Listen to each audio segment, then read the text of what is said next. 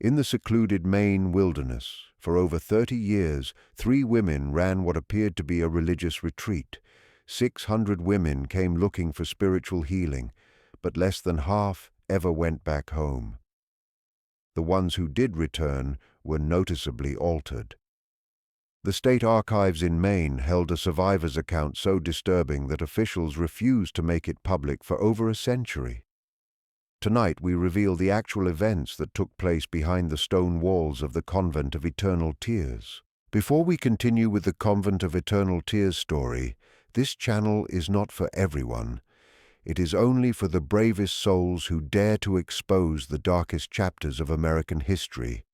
If you have the courage to hear what truly happened in the shadows of our past, hit that subscribe button and let us know in the comments which state you are listening from. Are you brave enough to join our community of genuine mystery seekers? Let's find out together. What makes this account especially frightening is that it was not motivated by religious extremism or supernatural forces, but by something far more terrifying.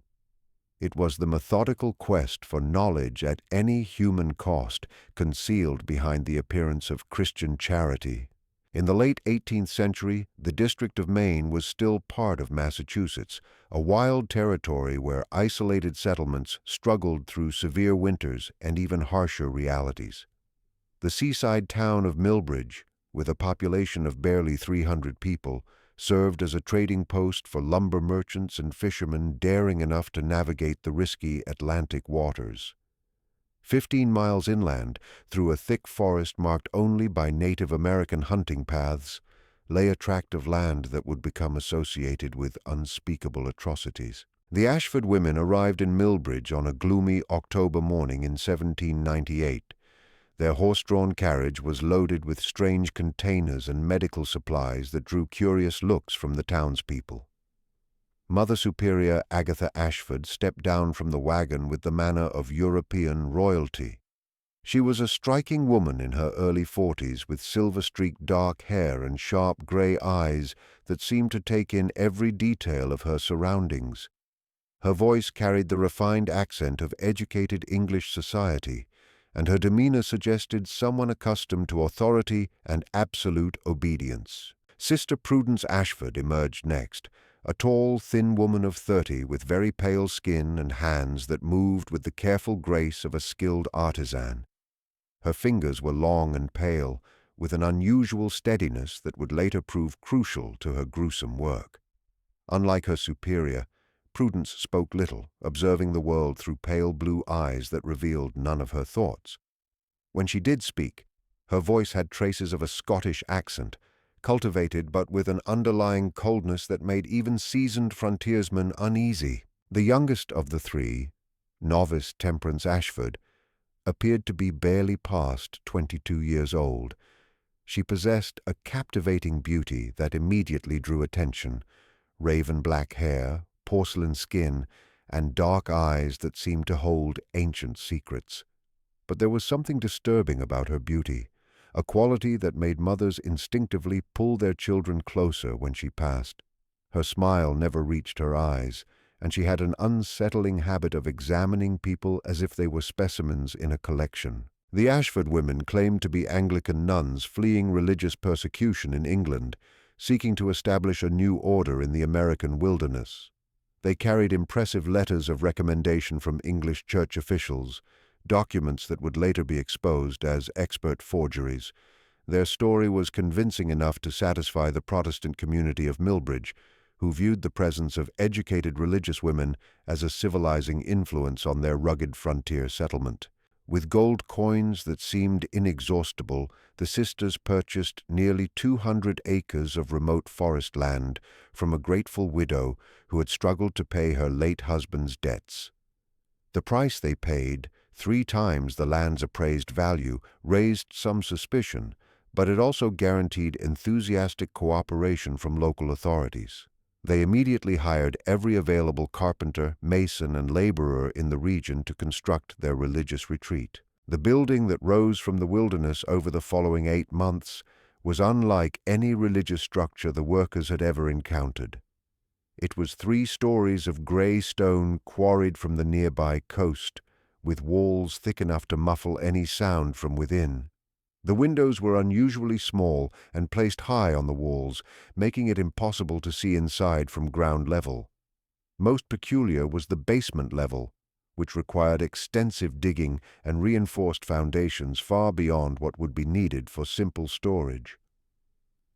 When questioned about the unusual architecture, Mother Superior Agatha explained with a calm smile that penitence required solitude, and solitude required proper containment. Our sisters in England have learned that spiritual healing is most effective when the penitent is completely removed from worldly distractions, she said. The explanation satisfied most listeners, although some of the older workers privately wondered why a house of God needed to look so much like a fortress. The Ashford women oversaw every detail of construction with painstaking care. They insisted on specific modifications that seemed strange to the builders: reinforced doors with heavy locks, drainage systems that could handle large volumes of liquid, and ventilation shafts that seemed more appropriate for a medical facility than a convent. When workers asked about these features, the sisters cited their experience with similar religious institutions in Europe, claiming these were standard accommodations for intensive spiritual counseling. Dr. Samuel Hartwell, the circuit physician who traveled between frontier settlements, became one of the sisters' earliest and most enthusiastic supporters. A man in his 50s with a reputation for forward-thinking medical ideas, Dr. Hartwell was immediately impressed by the sisters' apparent knowledge of feminine psychology and mental disorders. During their first meeting, he was astonished by their sophisticated understanding of conditions that most physicians barely recognized. They sisters possess remarkable insight into the nature of feminine hysteria and melancholia, he wrote in his journal. Their methods, while unconventional, are based on sound medical principles that I fear are decades ahead of current American practice. They speak of techniques for addressing the root causes of mental disturbance rather than merely treating symptoms. What Dr. Hartwell didn't record in his official journal was the private conversation he had with Mother Superior Agatha about the financial arrangements for their collaboration.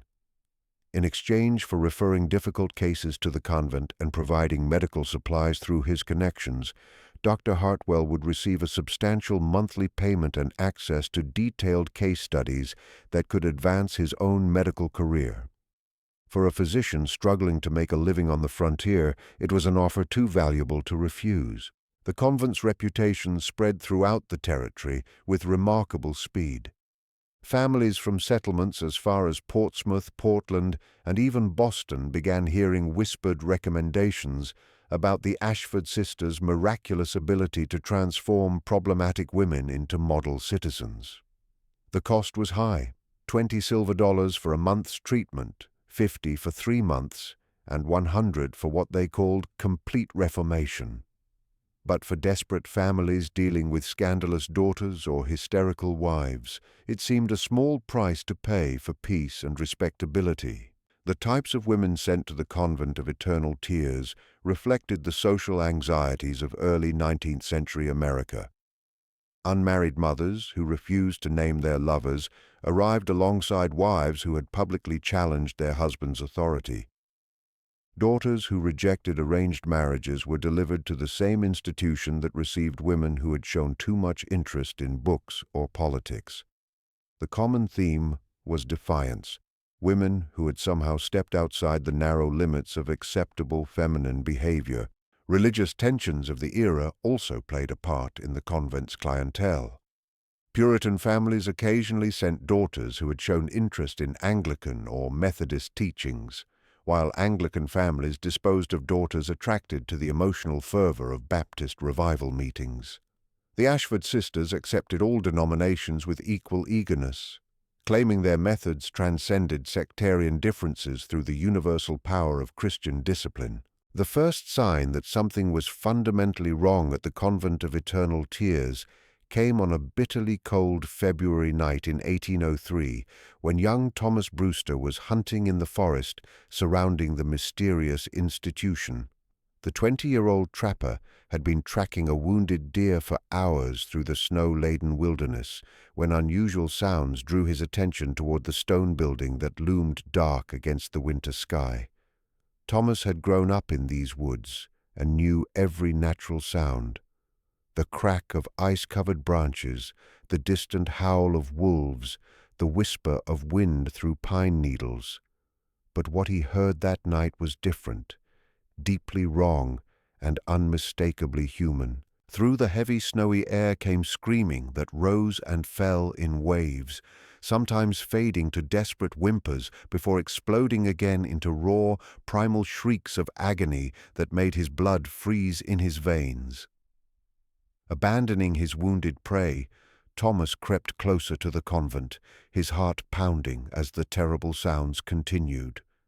The building looked completely dark from the outside, but as he circled toward the rear, he noticed a faint glow coming from basement windows that were partially hidden by snowdrifts. The screaming grew louder as he approached, and with it came other sounds: the clink of metal instruments, urgent whispered conversations, and something that sounded disturbingly like sawing. Through a partially frosted basement window, Thomas glimpsed a scene that would haunt him for the rest of his life. The basement had been converted into what could only be described as a surgical theater, brightly lit by dozens of oil lamps and candles that cast dancing shadows on the stone walls. A woman was secured to a wooden table with leather restraints, her head held motionless by a metal apparatus that looked more like a torture device than medical equipment. Sister Prudence stood over the restrained woman, her usually pale face flushed with concentration as she manipulated what appeared to be a long, thin metal rod. The patient's head was partially shaved, revealing a pale scalp marked with dark lines drawn in ink. Most horrifying of all, there was clearly an opening in the woman's skull. Thomas could see the gleam of exposed bone and something darker underneath that he realized with sickening horror was brain tissue. The screaming woman's eyes were wide with terror and pain. But what made the scene even more nightmarish was the clinical detachment of her tormentors. Mother Superior Agatha stood nearby with a notebook, calmly recording observations as if she were documenting a routine medical procedure.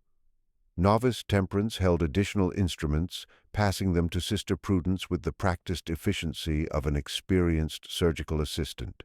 Thomas watched in frozen horror as Sister Prudence inserted the metal rod deeper into the woman's skull. The screaming reached a climax that seemed to shake the very stones of the building, then suddenly cut off as the patient lost consciousness. The sisters continued working with methodical precision, apparently untroubled by the fact that their patient was no longer responsive to their ministrations. Unable to witness any more, Thomas fled into the night, stumbling through snowdrifts in blind panic. The image of that basement chamber burned itself into his memory. The casual efficiency of the procedures, the scientific detachment of the perpetrators, and most terrifying of all, the realization that this was clearly not the first time such horrors had occurred within those stone walls. When Thomas reached town the next morning, he burst into his father's blacksmith shop, babbling about torture chambers and brain surgery, with such frantic intensity that his father feared the boy had suffered a mental breakdown. The elder Brewster, a practical man who valued community stability above all else, listened with growing alarm as his son described scenes that seemed to belong in Gothic novels rather than a respectable religious institution. "Thomas," his father said carefully, "you were hunting alone in a blizzard in the dark after tracking a wounded animal for hours. The mind can play terrible tricks under such circumstances. Perhaps what you saw was a medical procedure of some kind. The sisters are known to treat various feminine ailments that require intimate intervention." But Thomas's description was too detailed, too specific to be dismissed as hallucination or misunderstanding. He could describe the layout of the basement chamber, the specific instruments he had observed, and most convincingly, the clinical manner in which the procedures were being conducted.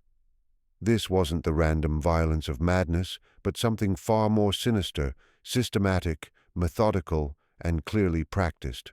The elder Brewster decided to consult with Deacon Morrison, the town's most respected citizen and unofficial moral authority. Morrison was a cautious man who had built his reputation on careful judgment and community harmony. The Ashford sisters had been model citizens for 5 years, contributing generously to local charities and maintaining perfect decorum in their rare public appearances. More importantly, several prominent families currently had daughters and wives receiving treatment at the convent. "We must be extremely careful," Deacon Morrison warned after hearing Thomas's account. "Accusations of this nature could destroy reputations and tear our community apart. These are respected women of God, not common criminals. There must be a reasonable explanation for what the boy thinks he saw." However, the deacon was too responsible to ignore such serious allegations entirely. He agreed to make a discreet inquiry, visiting the convent the following week under the pretense of discussing a church fundraising event that would require the sisters' participation. Mother Superior Agatha received him in the convent's austere parlor, a sparsely furnished room dominated by a large wooden crucifix and religious paintings that seemed to watch visitors with judgmental eyes. Her manner was perfectly gracious and composed, showing no sign of anxiety or guilt as she served tea and inquired about his family's health with apparent genuine concern. When Deacon Morrison delicately mentioned that local hunters had reported unusual noises coming from the convent at night, Mother Superior Agatha's expression showed only mild concern and understanding. "Deacon Morrison," she said in her cultured English accent, "we often conduct intensive prayer sessions for our most troubled residents during the quiet hours of night.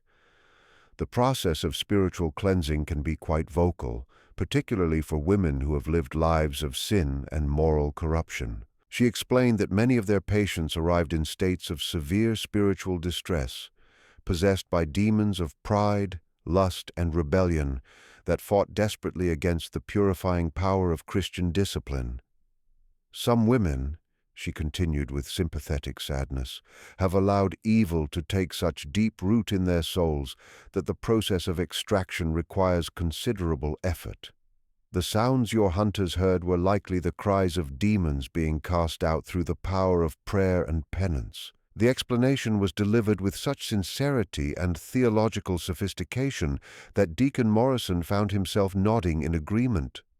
The concept of spiritual warfare was familiar to all frontier Christians, and the idea that particularly corrupted souls might require extreme measures for their salvation was not unreasonable within the religious context of the era. Mother Superior Agatha then offered to show him through the upper levels of the convent, leading him through Spartan but clean dormitory rooms where several women sat in silent contemplation.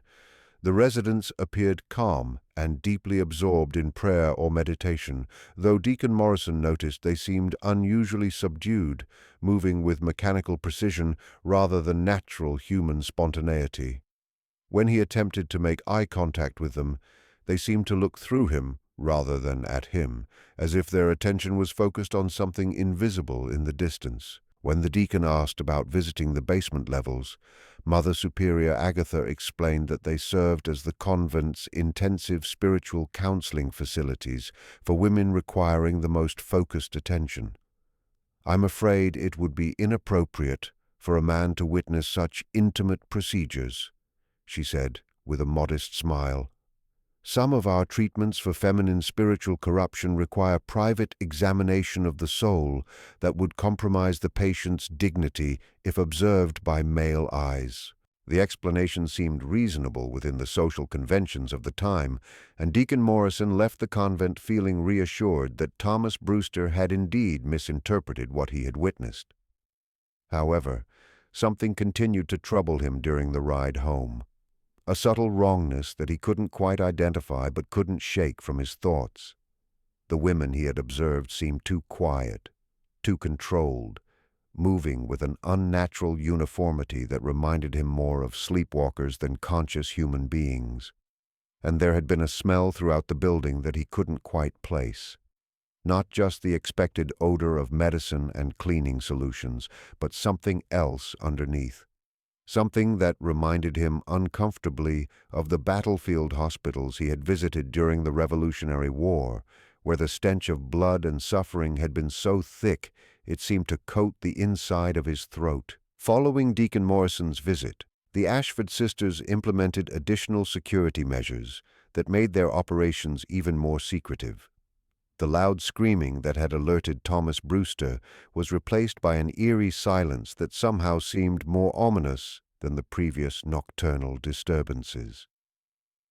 Local families continued sending their troubled women to the convent, and the sisters continued accepting them with open arms and increasingly sophisticated promises of transformation. However, observant residents began noticing disturbing patterns that suggested something was fundamentally wrong with the treatments being administered behind those stone walls.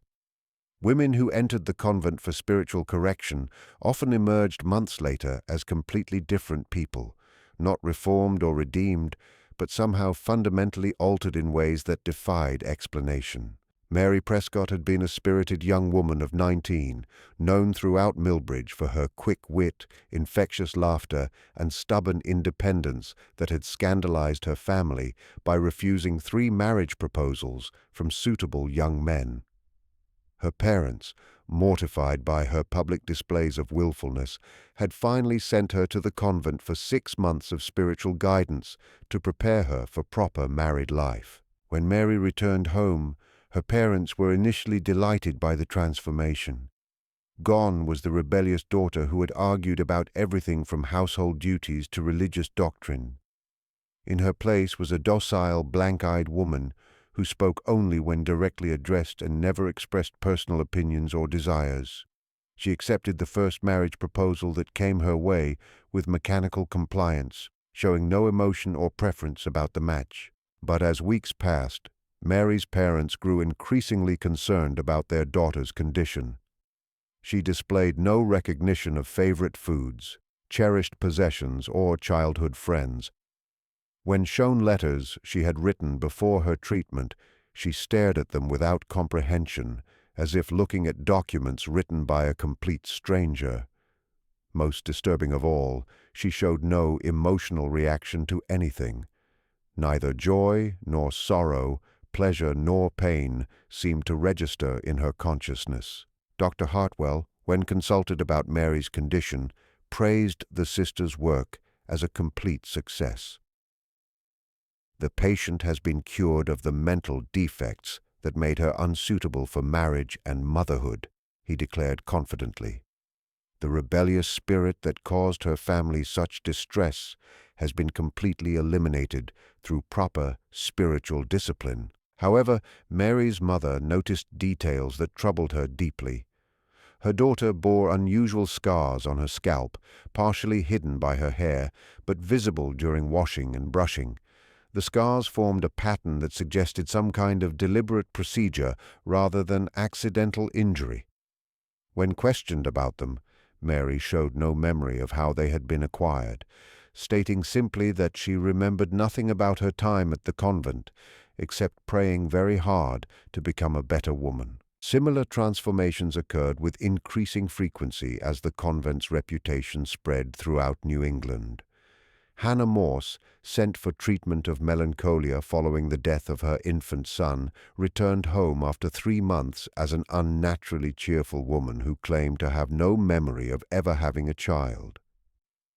When shown the baby's clothing and toys, she displayed no recognition or emotional response, as if that entire chapter of her life had been completely erased from her memory. Elizabeth Thornton's case was perhaps the most disturbing. The merchant's wife had been committed to the convent for hysteria after publicly accusing her husband of adultery and demanding a divorce. Scandalous behavior that threatened both families' social standing. When she returned after 4 months of treatment, she not only retracted her accusations but insisted she had never made them. More troubling still, she seemed to have no memory of the events that had led to her commitment. describing her marriage as perfectly happy and her husband as beyond reproach. Elizabeth's physical condition was also concerning. She complained of severe headaches that left her bedridden for days at a time, and family members noticed that she often seemed confused about basic information, forgetting the names of longtime friends, becoming lost in familiar neighborhoods, and struggling with simple tasks that had once been second nature to her.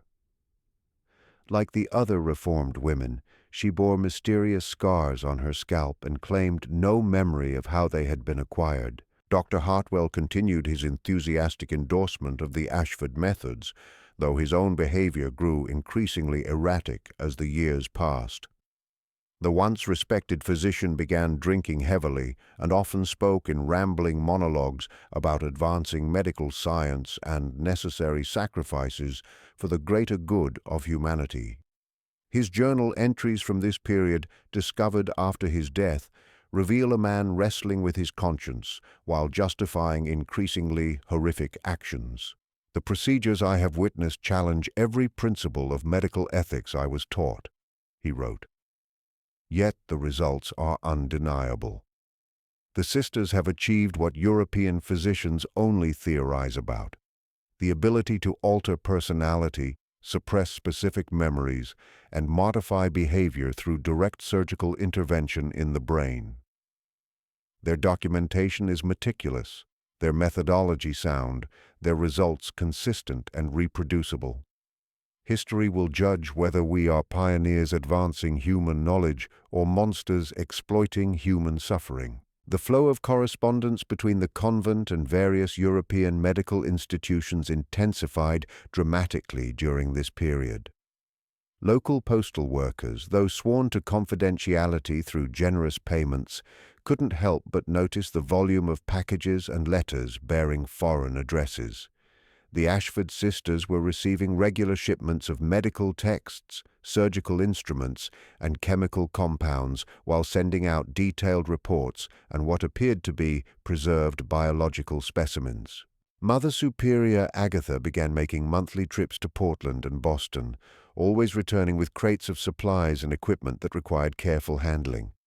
She explained to curious locals that the convent was pioneering revolutionary treatments for feminine mental disorders, combining traditional spiritual healing with the latest advances in European medical science. Her cultured manner and obvious education made these explanations seem plausible to a community that valued both religious faith and scientific progress. But some residents remained deeply suspicious of the changes they observed in the convent's patients. Martha Goodwin, whose daughter Rebecca had undergone treatment and returned fundamentally altered, began quietly questioning other families about their experiences. She discovered a disturbing pattern. None of the women who had received intensive treatment in the basement facilities could remember anything about their time at the convent, except fragments of prayers and religious instruction. Martha's investigation revealed another troubling fact. Several women had simply never returned from the convent at all.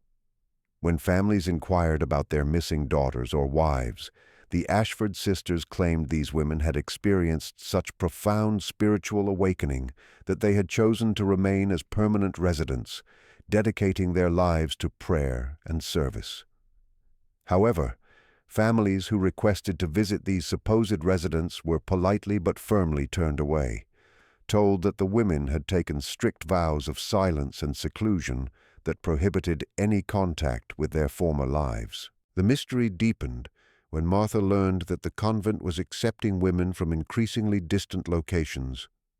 Wealthy families from New York, Philadelphia, and even Charleston were sending their most problematic daughters to the remote Maine institution, apparently willing to pay substantial sums and travel great distances for the promise of complete behavioral transformation. The fees had risen accordingly. The sisters now charged up to $500 for what they termed comprehensive reformation, a process that typically required 6 months and guaranteed permanent elimination of all undesirable traits and tendencies. As the convent entered its second decade of operation, The Ashford sisters had established themselves as recognized authorities on feminine mental disorders throughout the medical communities of both America and Europe. Their carefully crafted reputation attracted attention from some of the most prominent physicians and researchers of the era. Men who were fascinated by the detailed case studies and remarkable success rates documented in the sisters' regular correspondence with medical institutions. Dr. Jonathan Whitmore of Harvard Medical School became one of their most dedicated correspondents, maintaining a regular exchange of letters that lasted for over 15 years. In his communications preserved in the Harvard archives, he expressed amazement at the sophistication of their research. "Your documentation of behavioral modification techniques surpasses anything I have encountered in contemporary European literature," he wrote. "The precision with which you correlate specific physical interventions with predictable personality changes suggests a level of understanding that our profession will not achieve for decades." What Dr. Whitmore didn't realize was that he was reading clinical descriptions of procedures that would later be recognized as primitive forms of lobotomy, trepanation, and systematic brain damage. The Ashford sisters had developed a sophisticated understanding of cranial anatomy and brain function through years of unrestricted experimentation on human subjects, accumulating knowledge that legitimate researchers could only theorize about based on animal studies and post-mortem examinations. The sisters' research methodology was disturbingly thorough. They maintained detailed records of each patient's personality traits, behavioral patterns, and psychological characteristics before treatment, then documented every aspect of their experimental procedures with scientific precision. Post-treatment observations tracked changes in memory, personality, cognitive function, and behavior with the same meticulous attention to detail that characterized legitimate medical research. Their surgical techniques evolved significantly during this period. Sister Prudence had become remarkably skilled at what she termed targeted cranial intervention, developing methods for accessing specific regions of the brain through carefully calculated entry points. Her detailed anatomical drawings discovered decades later showed various approaches to different brain structures with precise measurements and angles that demonstrated a sophisticated understanding of cranial anatomy. The procedures themselves were conducted with a clinical detachment that made them even more horrifying. Patients were typically sedated with laudanum or other opiates, but not enough to eliminate consciousness entirely. The sisters needed their subjects to remain responsive so they could monitor the effects of their interventions in real time. They would ask questions, give commands, and observe changes in behavior as they manipulated different brain regions with their instruments. Novice Temperance had evolved into the group's expert on what they called psychological conditioning and behavioral reconstruction.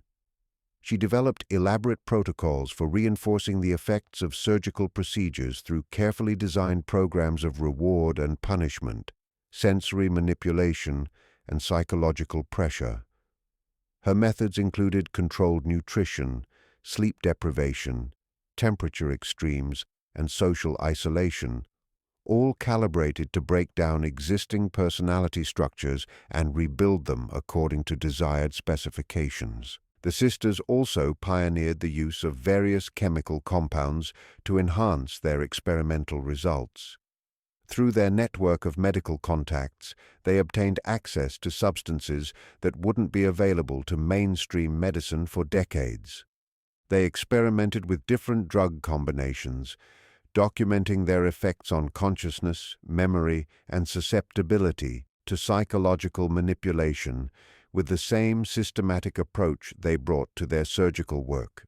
By 1815, the convent had processed over 400 women through their various treatment programs. The sisters maintained detailed statistical records showing success rates that exceeded 90%. Though their definition of success was the complete elimination of whatever personality traits or behaviors had prompted a patient's commitment to their care. Women who died during treatment were recorded as failures and their bodies preserved for further study. The scope of their operations expanded dramatically during this period. They began accepting what they termed research volunteers, typically destitute women with no family connections who were offered food, shelter, and modest compensation in exchange for participating in experimental treatments designed to advance medical understanding of the feminine mind. These women, often prostitutes, vagrants, or widows with no means of support, provided the sisters with test subjects for their most experimental procedures. The documentation from these experiments, later discovered in hidden archives throughout the convent, reveals a systematic approach to human experimentation that was both methodical and horrifying. The sisters recorded precise measurements of skull dimensions, detailed descriptions of brain tissue reactions to various stimuli, and careful observations of the relationship between specific surgical interventions and behavioral changes. They also maintained extensive correspondence with researchers throughout Europe and America, selling their findings to medical institutions that were unable or unwilling to conduct such studies themselves. The letters reveal a thriving black market in human experimentation data, with the Ashford sisters serving as primary suppliers of information that couldn't be obtained through legitimate research methods. Dr. Heinrich Zimmermann of the University of Vienna became one of their most lucrative customers, paying substantial sums for detailed documentation of personality modification through surgical intervention. His letters, intercepted decades later by authorities, specifically requested information about procedures for eliminating specific memories, reducing emotional responsiveness, and creating what he termed compliant behavioral states in female subjects. The University of Edinburgh, ironically, the same institution that had expelled Dr. Agatha Brennan years earlier, unknowingly purchased research data from their former colleague through intermediaries who didn't reveal the true source of the information. The university's medical school incorporated the Ashford findings into their curriculum, teaching surgical techniques and psychological theories that were based on systematic human experimentation conducted in the Maine wilderness. Perhaps most chilling of all, the sisters began accepting commissions for specific types of behavioral modification. Wealthy families could request particular personality changes in their problematic relatives, eliminating artistic interests, reducing intellectual curiosity, suppressing romantic attachments, or creating perfect domestic compliance. The sisters developed specialized procedures for each type of modification, charging premium prices for their increasingly sophisticated services. The careful facade that had protected the Ashford sisters for nearly 2 decades began to show its first serious cracks in the winter of 1818, when a young woman named Sarah Whitman arrived at the convent under circumstances that would ultimately prove to be their undoing. Unlike the broken, desperate women who typically sought the sisters' help, Sarah came as a fighter, possessed of an intelligence and strength of will that had not been crushed by the social pressures that usually preceded commitment to the institution. Sarah's crime was having given birth to a child out of wedlock and steadfastly refusing to reveal the father's identity despite months of pressure from her wealthy Boston family. Her parents, prominent merchants with a reputation to protect, had initially attempted to arrange a discreet marriage or adoption that would preserve family honor. When Sarah rejected both options, insisting on her right to keep her child and live independently, they declared her mentally unstable and arranged for her commitment to the Convent of Eternal Tears. At 24, Sarah possessed a formidable intellect that had been nurtured by progressive parents until her pregnancy made her an embarrassment. She had received an unusually comprehensive education for a woman of her era, including exposure to medical texts through her father's connections with Boston physicians. This background gave her knowledge that would prove crucial to recognizing the true nature of the Ashford sisters' activities. From the moment of her arrival, Sarah understood that the convent was not what it appeared to be. The other residents moved with the mechanical precision of people whose personalities had been fundamentally altered. their responses unnaturally controlled and their eyes disturbingly vacant. Many bore visible scars on their scalps, partially concealed by hair that had been allowed to grow back over surgical sites. Most telling of all, several women displayed clear symptoms of brain damage, difficulty with speech, memory problems, and personality changes so dramatic they seemed like entirely different people. Sarah's medical knowledge allowed her to recognize these symptoms for what they were, the results of deliberate surgical intervention in the brain. During her first week at the convent, she was subjected to the same preliminary examinations that preceded all intensive treatments. Detailed measurements of her skull, extensive questioning about her personality traits and behaviors, and physical tests that seemed designed to map her neurological responses rather than assess her spiritual condition. The Ashford sisters were initially puzzled by Sarah's resistance to their standard conditioning procedures. Most patients, already broken by social shame and family rejection, quickly submitted to the convent's authority structure. Sarah, however, maintained her defiance even under increasingly harsh treatment designed to break down her psychological defenses and prepare her for more intensive intervention.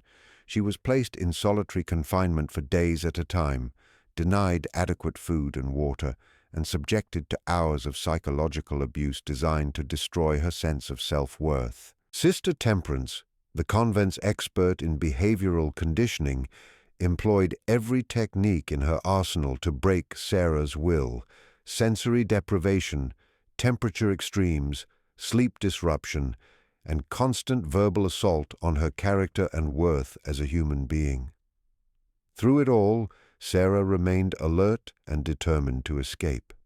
She used her time in isolation to mentally map the convent's layout, memorize the sisters' routines, and plan her eventual flight to freedom. More importantly, she began documenting her observations in a makeshift journal written on scraps of paper with ink made from berry juice and hidden in the seams of her clothing. Sarah's breakthrough came during a violent thunderstorm in March 1819, when flooding in the basement disrupted the convent's normal operations.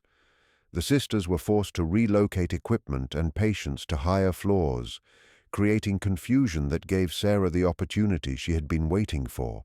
In the chaos of moving materials and managing the crisis, she slipped away from her guards and began exploring areas of the building that were normally strictly forbidden to patients. What she discovered in the basement chambers exceeded her worst fears. The flooded rooms contained evidence of procedures that defied comprehension: operating tables equipped with restraints designed to immobilize patients completely, collections of surgical instruments unlike anything used in conventional medicine, and most horrifying of all, preserved specimens of human brain tissue floating in glass jars, each carefully labeled with patient names, dates, and procedural notes. The surgical record she found documented procedures that she recognized as deliberate brain damage inflicted with scientific precision. The notes described the systematic removal of brain tissue from specific regions, with careful observations about resulting changes in personality, memory, and behavior. Some entries included detailed sketches of open skulls and anatomical diagrams showing the precise locations of surgical interventions. Most damning of all, Sarah discovered extensive correspondence files containing letters from European physicians who were purchasing the sisters' research data for substantial sums of money. The letters discussed the acquisition of experimental results and anatomical specimens with the casual indifference of commercial transactions. It became clear that the convent was operating as a business enterprise, selling the results of human experimentation to researchers who were unwilling or unable to conduct such studies themselves. Armed with this knowledge and samples of documentation that she managed to conceal on her person, Sarah began planning her escape with desperate urgency. She knew that she was scheduled for intensive treatment within days, and she understood that this would likely leave her as damaged as the other women she had observed.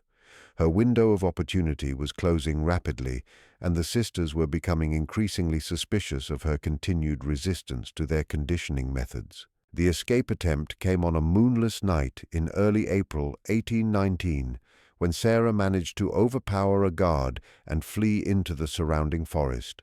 The Ashford sisters immediately organized a massive search effort, knowing that Sarah possessed information that could destroy their carefully constructed facade and expose decades of criminal activity.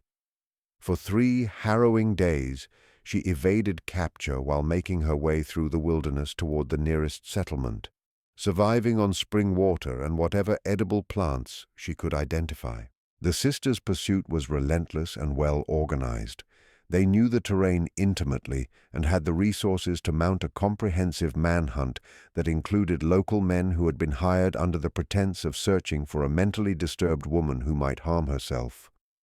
Sarah could hear her pursuers throughout her flight, their calls echoing through the forest as they systematically searched every possible hiding place. On the second night of her escape, Sarah was nearly recaptured when she stumbled into a search party while seeking shelter from a sudden rainstorm. Only quick thinking and intimate knowledge of the forest gained during childhood visits to her grandfather's logging camp allowed her to evade detection. She spent the remainder of the night hiding in a fallen tree, listening to her pursuers search the area around her hiding place. Just when we thought the horrors of the Maine wilderness couldn't get worse, Sarah's desperate flight through the forest intensifies. If this story is giving you chills, share this video with a friend who loves dark mysteries. Hit that like button to support our content, and don't forget to subscribe to never miss stories like this. Let's discover together what happens when Sarah finally reaches civilization, and the shocking truth begins to unravel. By the 3rd day, Sarah's physical condition was deteriorating rapidly. She was dehydrated, exhausted, and suffering from exposure to the harsh April weather. Her feet were bleeding from walking barefoot over rough terrain, and she was beginning to show signs of hypothermia. But her determination to reach safety and expose the Ashford sisters' crimes drove her forward despite her body's protests. The breakthrough came when she encountered a trapper named Joshua Meadows, who was checking his lines in the early morning hours. Initially suspicious of this wild-looking woman emerging from the forest, Joshua's attitude changed dramatically when Sarah began describing specific details about the convent that only someone with inside knowledge could know. Her desperation was genuine.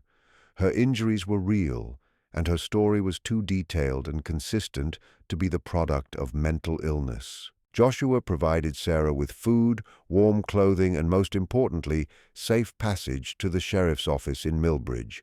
But even as they traveled together, Sarah remained terrified that the Ashford sisters would find her before she could tell her story to authorities. She had seen enough of their operations to know that they had resources and connections that extended far beyond their isolated convent. When Sarah Whitman finally reached Sheriff William Hawthorne's office in Millbridge on April 18, 1819, her appearance and wild claims were initially met with the same skepticism that had greeted Thomas Brewster's account 16 years earlier. Sheriff Hawthorne, a practical man who prided himself on level-headed judgment, assumed he was confronting another victim of wilderness exposure and mental breakdown. Sarah's story of systematic human experimentation seemed too fantastic to be credible, too horrific to be real. However, several factors distinguished Sarah's testimony from typical accounts of disturbed individuals. First, her detailed knowledge of the convent's interior layout matched information that had never been made public. She could describe not only the general structure of the building, but specific details about the basement chambers, the arrangement of equipment, and the locations of hidden storage areas that only someone with extensive inside access could know. More importantly, Sarah had managed to steal several crucial documents during her escape. Surgical notes, correspondence with European medical institutions, and patient records that provided concrete evidence of the Ashford sisters' activities. These documents, written in clinical language but describing procedures that would be considered war crimes by modern standards, left no doubt about the systematic nature of the horrors being conducted at the convent. The first document was a surgical log covering procedures performed on 23 different women over the course of 8 months. The entries were written with scientific precision, documenting operations that involved drilling holes in patients' skulls and inserting various implements to damage or remove specific brain tissues. Each entry included detailed pre-operative personality assessments, surgical notes describing the exact procedures performed, and post-operative observations tracking changes in behavior, memory, and cognitive function. One particularly chilling entry described the case of Margaret Fowler, a 19-year-old woman who had been committed for excessive reading and intellectual curiosity inappropriate to her sex.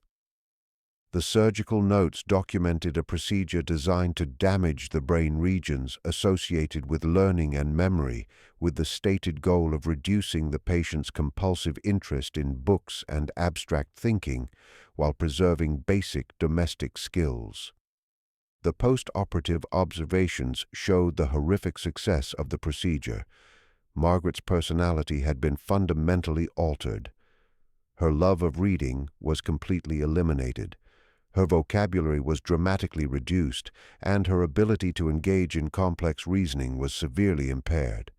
The notes concluded with satisfaction that patient now displays appropriate feminine docility and shows no interest in activities beyond basic household tasks. The second document was even more damning. A detailed correspondence file containing letters from Dr. Heinrich Zimmermann of the University of Vienna, negotiating the purchase of cranial intervention research data for the sum of 4,000 Austrian florins. The letters specifically requested documentation of techniques for eliminating undesired memories and personality traits through surgical modification of brain structure. Dr. Zimmermann's correspondence revealed the existence of an international network of researchers who were purchasing human experimentation data from the Ashford sisters.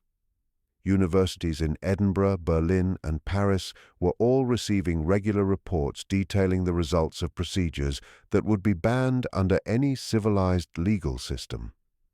The sisters were essentially operating as commercial suppliers of information that legitimate researchers couldn't obtain through ethical means. The third document was perhaps the most horrifying, a patient catalogue listing over 600 women who had been processed through the convent's various programs since 1798. The catalogue was organized by type of treatment received with detailed annotations describing the specific procedures performed on each patient and their ultimate disposition.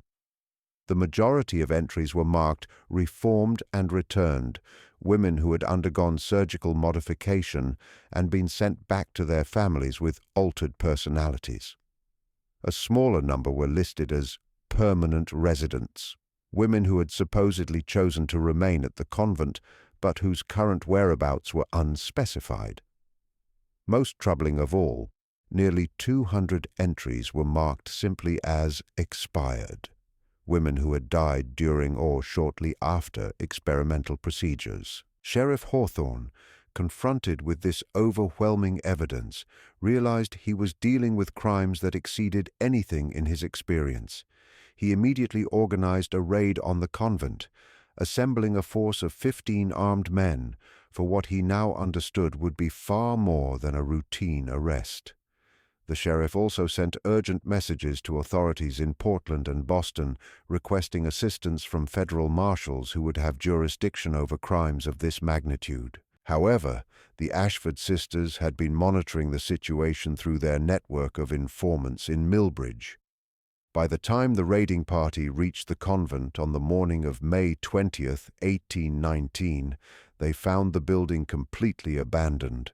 The sisters had vanished during the night, taking with them most of their portable equipment and documentation, leaving behind only the evidence they couldn't transport. The search of the abandoned convent revealed a chamber of horrors that traumatized even the most hardened members of the raiding party. The basement contained a fully equipped surgical theater with implements specifically designed for cranial procedures. The walls were lined with shelves holding hundreds of preserved brain specimens, each labeled with detailed information about the patient, from whom it had been removed, and the specific experiments that had been conducted. A hidden chamber behind a false wall contained 47 bodies in various states of preservation, all showing evidence of cranial surgery. The bodies had been maintained in a solution of alcohol and other chemicals, apparently for ongoing study purposes. Each corpse was tagged with detailed information about the procedures that had been performed and the results that had been achieved before death. The investigators also discovered extensive documentation that had been left behind in the sisters' hasty departure. File cabinets contained thousands of pages of surgical notes, patient records, and correspondence with medical institutions throughout the world. The scope of the operation was staggering.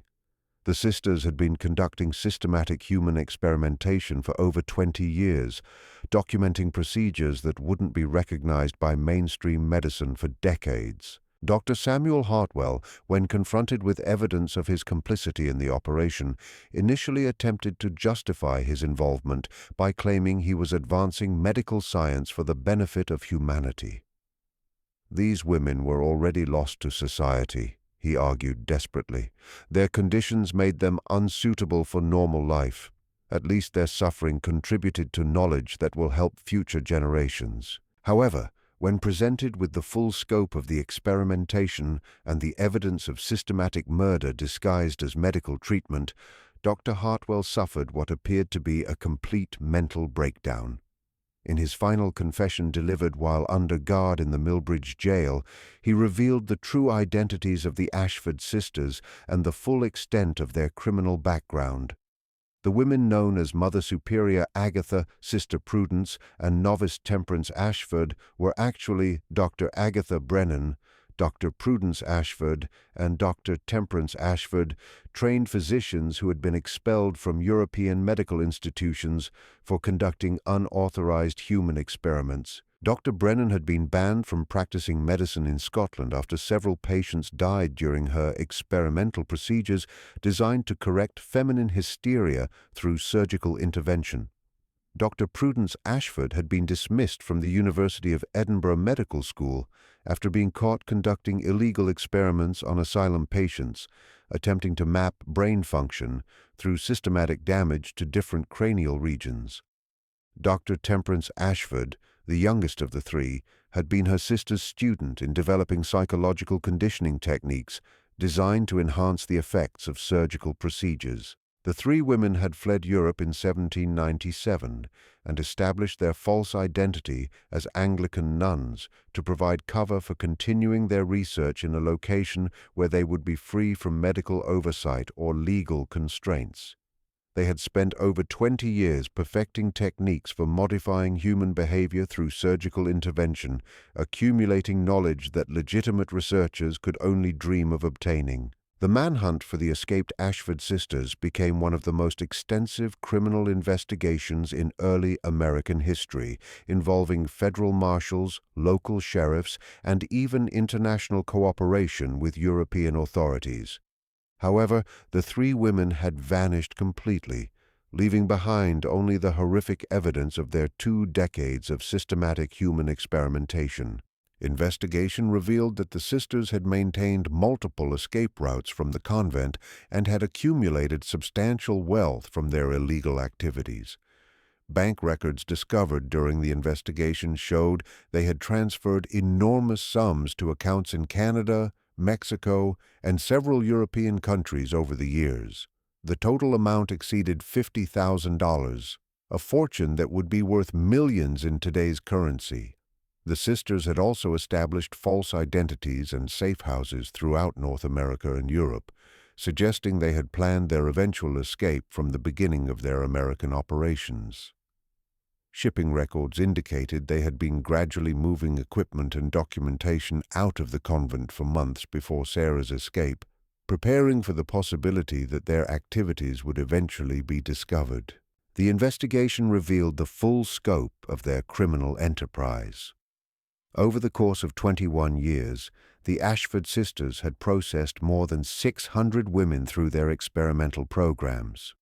Of these, approximately 250 had been returned to their families as successfully treated patients, though investigation revealed that all showed signs of brain damage consistent with surgical intervention. Another 50 women had been reported as choosing to remain at the convent as permanent residents, though no trace of these women was ever found. The sisters had apparently murdered these patients when their conditions made them unsuitable for return to society, preserving their bodies for ongoing study and disposing of the remains when preservation was no longer useful. The remaining 200 women were found in various states of preservation throughout the convent's hidden chambers. These appeared to be patients who had died during experimental procedures or had been deliberately killed when their responses to treatment provided valuable research data. The systematic preservation of these bodies suggested they had been maintained for comparative study over extended periods. The investigation also uncovered evidence of an extensive network of collaborators throughout the medical and academic communities. Dr. Hartwell was only one of several physicians who had referred patients to the convent and provided medical supplies in exchange for access to experimental results. Postal workers, suppliers, and even some local officials had been paid to maintain secrecy about the convent's activities. Universities throughout America and Europe were found to have unknowingly incorporated the Ashford sisters' research into their medical curricula. Surgical techniques and psychological theories that were being taught to new generations of physicians were based on systematic human experimentation conducted in the Maine wilderness. The discovery forced a painful re-examination of the sources of medical knowledge and the ethical standards of the profession. The families of victims faced an agonizing choice between seeking justice and protecting their reputations. Public acknowledgement that their daughters and wives had been subjected to horrific experimentation would expose them to social scandal and destroy their standing in their communities. Most chose silence, preferring to live with private grief rather than public shame. This conspiracy of silence meant that the full extent of the Ashford sisters' crimes was never officially acknowledged. The investigation was quietly closed after 6 months, with most of the evidence sealed in government archives that wouldn't be opened for over a century. The official record simply stated that 3 women operating a fraudulent medical facility had fled justice, leaving behind evidence of irregular treatment methods. The convent building was eventually burned to the ground by local residents who wanted to erase all trace of what had occurred there. However, the extensive documentation of the sisters' experiments was preserved and eventually made its way to medical institutions throughout the world. Ironically, research that had been obtained through such horrific means contributed to legitimate advances in understanding brain function and psychological disorders. Sarah Whitman, the sole survivor to escape and expose the truth, struggled for years with the trauma of her experience. She spent months providing testimony to investigators and helping to identify other victims, but the emotional toll was devastating. The knowledge that she was the only person willing to speak publicly about the horrors she had witnessed isolated her from a society that preferred to forget such uncomfortable truths. Sarah eventually moved to California under an assumed name, where she worked as a teacher while trying to rebuild her life. She never married and maintained minimal contact with her family, who were embarrassed by her public testimony about the convent. Her detailed memoir, written shortly before her death in 1863, provided the most complete account of life inside the Convent of Eternal Tears and served as crucial historical evidence of the sisters' crimes. The Ashford sisters themselves were never captured, though unconfirmed reports placed them in various locations throughout the Americas and Europe over the following decades. Some investigators believed they continued their work under different identities, while others suggested they had been killed by associates seeking to eliminate witnesses to their crimes. A reported sighting in Argentina in 1847 described three elderly women operating a private medical facility for wealthy families, but investigation proved inconclusive. The most credible account came from a French physician who claimed to have encountered Dr. Agatha Brennan in Paris in 1856. According to his report, she was working under an assumed name as a private physician specializing in nervous disorders in women, using techniques that bore suspicious similarities to the methods documented at the main convent. However, when authorities investigated, the woman had already disappeared, leaving behind only tantalizing hints of her true identity. The case of the Convent of Eternal Tears represents one of the most systematic and prolonged examples of human experimentation in American history. The Ashford sisters combined scientific methodology with complete moral bankruptcy, creating a program of research that advanced medical knowledge while destroying hundreds of lives. Their meticulous documentation revealed techniques and insights that wouldn't be officially recognized by mainstream medicine for decades, but at a human cost that defies comprehension. The case also exposed the vulnerability of women in early American society, where social pressures and legal constraints made it possible for three criminals to operate with impunity for over 2 decades. The systematic exploitation of society's most vulnerable members, justified by claims of medical progress and social benefit, reveals how easily noble intentions can mask horrific crimes. Perhaps most disturbing of all, the conspiracy of silence that followed the sisters' exposure demonstrated society's willingness to suppress uncomfortable truths rather than confront the implications of systematic abuse. The families, medical institutions, and government officials who chose secrecy over justice ensured that the victims' suffering would be forgotten and that similar crimes might occur again.